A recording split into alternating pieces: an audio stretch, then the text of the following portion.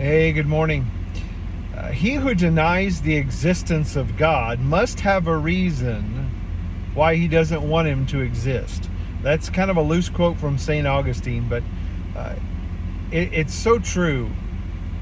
There are people that will argue for the longest time, and they just don't want to believe there's even the possibility that there is a God. And for them to argue so vehemently, for them to argue so strongly, there almost has to be a reason that they don't want God to exist.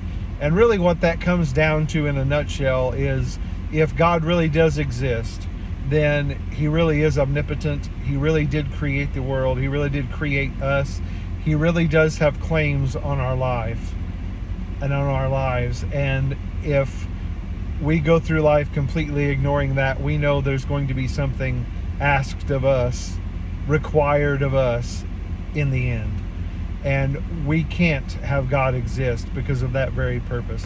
And so that's why people rant, and that's why they rail against the existence of God, is because they know that if they admit that there is even the possibility that there is a God, then they have to admit that there's a possibility that they're going to have a requirement asked of them when all is said and done, that they can't just go through their lives ignoring what God has for them to do or the claims that God has on their life.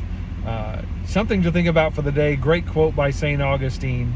I hope you're spending time during this time of year especially in God's Word and in prayer, thanking Him for His amazing and awesome gift of Jesus, who came not only as a baby, but came and gave His life so that you and I could have a relationship with God. Go spend some time thinking about that today and have a great day.